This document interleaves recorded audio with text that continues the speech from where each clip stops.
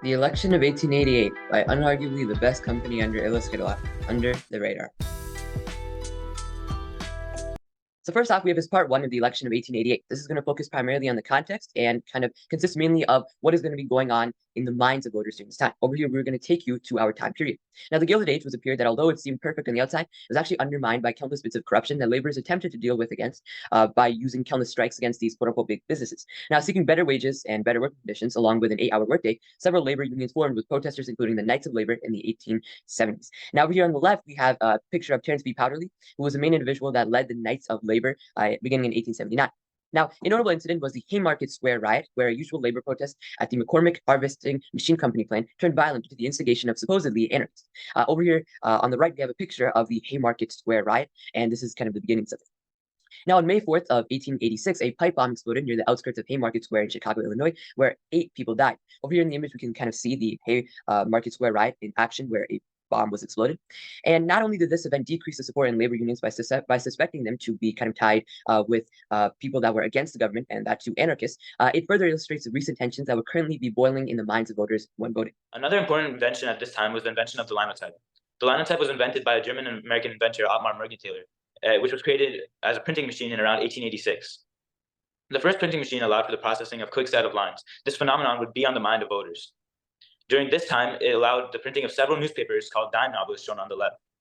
Dime novels were consumed by the individuals, and it also reached wide sensationalism, appealing to the desires of people. It allowed for the people to be on the same page. The linotype revolutionized printing. Production of newspapers and books exponentially increased during this time period. In addition, a notable Supreme Court case, such as the Wabash St. Louis and Pacific Railway Company versus Illinois case depicted on the left in 1886, stated that the state of Illinois could not restrict the rates of the Wabash Railroad. Now, they further kind of mentioned that only the federal government could regulate interstate commerce, and that too being with companies such as the railroads. Now, this kind of signified another blow to big businesses that was initiated by Cleveland during his presidency after he won the presidential election of 1884 against Blaine, and this would most likely be in the minds of voters during this time, especially the industrial workers that were voting during this time. Other federal policies that were also initiated during this time by the current president, Grover Cleveland, was the Interstate Commerce Act of 1887, as depicted on the right. And as we can see, it established the Interstate Commerce Commission during this time as well. Now, this again was tied to the federal government regulating the railroad monopolies during this time. And again, it required for the rates to be openly published, and it kind of outlawed rebates where you would charge kind of less for longer hauls and more for short hauls. This would also most likely be in the minds of voters during this period, as it further depicts the sense of striking down corruption of this time that was flooded during the Gilded Age. Realism was a series of unsentimental literature, eventually turning to art in the 1930s, that was popularized in the post-Civil War era. However, it still held heavy influence prior to the 1888 election. An example of this is Henry James's 1886 publication of The Bostonians, which centered around the rising feminist movement and used women as central characters, often focusing on the inner monologues of normal characters in complex situations. Naturalism, similar to realism, was the portrayal of people in facing the pressures of society. Lower-class persons were often subject to torment because they weren't rich or couldn't keep up with the constant societal changes in human character. Despite the plot twists, cruel conditions, and objectivity, social Darwinism also played a huge role in naturalism. It was the theory that Charles Darwin's theory of natural selection affected humans and society.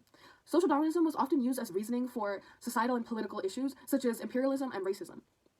Regionalism, on the other hand, was focused on the feeling of pride and loyalty towards a particular region. Despite the fact that it was focused on this region's life before modernization, regionalism still wanted development within its own land.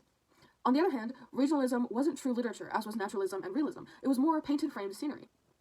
Temperance was an ongoing factor of the time period in which the government would limit the consumption of alcoholic beverages in the United States. Women led the temperance charge as they became unhappy, feeling that alcohol led to social ills, condemns religious beliefs, and ruins one's practical health as well as ruins family relations through domestic violence.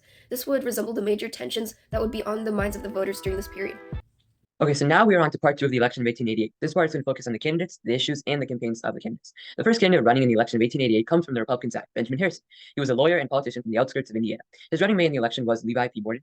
Harrison also had strong political ties with his grandfather being William Henry Harrison, and he was elected as the 9th U.S. president. Now, being a former U.S. Civil War veteran, it was apparent that he contained all the courage that was necessary for him to be able to win the election. He was known as a supporter of civil rights, advocating for the rights of African Americans with attempts to protect the voting of blacks in the South. However, his differing views regarding the tariff policies and desires to maintain a protective system for businesses became a prominent issue in the election, which will be later to be discussed. Now, Harrison also paid pensions to Civil War veterans and was an advocate for education in the nation in the form of tax-supported schools. The next candidate was Grover Cleveland, who emerged as the Democratic candidate in the election.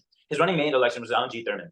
Cleveland was nominated on the Democratic side due to the absence of strong candidates, despite his stance upon tariffs. Cleveland was a strong supporter of the laissez-faire economics and free enterprise. In 1882, Cleveland was elected as the governor of New York. He had created a reputation for his relentless fighting against corruption and opposition to questionable legislation. This earned him the moniker Grover the Good. Despite not having the direct involvement in the Civil War, Cleveland used his political power to reject pension bills that were meant to support Civil War with veterans. This decision showcased his commitment to fiscal responsibility and limited government intervention. Cleveland continued to focus on civil service reform and the regulation of railroads during his time. However, he later removed around 2/3 of federal employees for deserving Lastly, we Democrats. have Clinton B. Fisk with the Prohibition Party, with running mate John A. Brooks. Fisk was a notable character because he fought with the Union Army during the Civil War, and he played a crucial role in making the Prohibition Party in the first place. Centered around the temperance movement, the party wants to ban the sale and manufacture of liquor. The party mainly draws attention from the Protestant Evangelical Church, and their campaign includes posters and pamphlets centered around the temperance movement in order to appeal to the moral ethics of their Protestant voters. Now, on to the issues of the election of 1888. The main issue regarding the election of 1888 revolved around economic policies of the nation, notably the tariff issue. In 1887, Cleveland had proposed the idea to lower the tariff in order to get rid of the federal surplus of money that was created due to the accumulation of high tariffs for a long period of time. And over here in the picture, there was main kind of issues regarding the tariff reform between the two parties. This proposal was frowned upon, especially by the Republicans and Benjamin Harrison, and even the Democratic Party themselves, because keep in mind, Grover Cleveland was only elected because there were no other good candidates. Harrison even mentioned that lowering the tariff meant higher taxes, lower wages, and increased unemployment. For this reason, he stated how the only route for economic growth and to support the big industries was a protective high tariff, which was liked by more people and the bigger monopolies. Over here in the picture, we can also see Grover Cleveland, who is kind of trying to empty out the federal surplus, which was kind of accumulated from tariffs. Other issues revolved around the same area where Cleveland once again attempted to shoot down the big businesses at this time by signing the Interstate Commerce Act of 1887. This act allowed for the federal regulation of railroads. As seen in the picture, the railroad monopoly seems to be receiving a big curb in power due to this act, and several disliked this idea, as Cleveland was an avid supporter of the prevention of government interference in private businesses or laissez-faire. Parties printed pamphlets to show their views regarding the tariff issue, and scales were distributed showing which candidate won. In this case, it was Benjamin Harrison.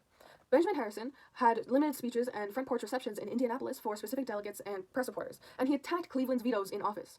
He hated the fact that Cleveland vetoed pensions for war veterans, which showed his arrogance toward presidential powers. On the other hand, Cleveland first supported civil service reform, and however, he was unable to connect with his audience regarding the issue of pensions and war veterans. However, he did not do much campaigning. Most of his campaigning was done by his running mate, Allen G. Thurman, and his campaigning took the form of parades, pamphlets, posters, speeches, rallies, etc. Other campaigning strategies included the blocks of five. This was a campaigning strategy that was utilized by Republican nominee Benjamin Harrison. This was where he was thought to have attempted to buy out the election, and as you can see inside the cartoon, it was seen to buying out the Indiana man for around $10. William Wade Dudley, an Indianapolis lawyer, wrote letters to Indiana chairman, and he attempted to take control of these separate blocks, forcing the vote to their ballot. Now, Democrats obtained the letter which were sent and widely began to print it out, and essentially accusing them of buying out the election. This led to the switch of printed ballots to secret ballots, but again shows another campaigning strategy that was utilized by the Republicans. Next shown here are the Murchison letters. A Californian Republican, George Osgoodby, wrote to Sir Lionel Sackville West, and he sent a letter to British ambassadors stating that Cleveland was the best candidate under the British The perspective. Republicans published a letter 2 weeks before the end of the election. This led to Cleveland losing two very important electoral states, New York and Indiana. Illa Skitilop, founded by Meyer P., was built on a large industry producing matches and cosmetics. A patent was even created for the matches to keep their creations as their own. Being a big business, Illa Skitilop will want to choose someone who will help their big business and whom they would benefit from. This is none other than Benjamin Harrison on the Republican side of the 1888 election. Benjamin Harrison was also in support of high tariffs, which supported industrial workers and big businesses such as Illa Skitilop, which has a big business in matches and cosmetics. Illa Skitilop is a big company who would benefit from high tariffs. This would lead to less taxes, more employment, lower consumer prices, less monopoly protection, and lower wages for workers. Cleveland advocated for lower tariffs right before his first term in 1887. His position in lowering tariffs would negatively affect big industries like Illa Skitilop. Since the reduction of tariffs benefited consumer interests, this would make conditions unlikable for workers, as reduction in tariffs would increase competition from foreign industries that can result in job losses for the workers. Benjamin Harrison was the grandson of William Henry Harrison, meaning strong political experience ran in the family, making him the better candidate. And in 1887, Cleveland vetoed the Texas seed bill that was thought to aid purchase of seed grains for farmers. When looking back at the roots of Illa Skitilop, President P was a farmer due to the Homesteading Act of 1862, which provided 160 acres of farmland to farmers for them to begin farming. This was also began by Lincoln, who was a Republican, so another reason as to why Illa Skitilop should support the Republican candidate. So the company would rather be in support with individuals that are willing to not prevent farmers from emerging, as well as close to the roots of the company. Lastly, President P was originally a miner who was driven west by the boom in mining, who arrived to the nation, but was unable to strike it rich, so he was unable to find gold. So the Republicans, in support of gold as their monetary policy to back the greenbacks, would hold much more dear to the company, as it resembles the original struggles of the beginning of the industry of Illa Skitilop. And that is why we think that Benjamin Harrison is a better candidate for Illa Skitilop.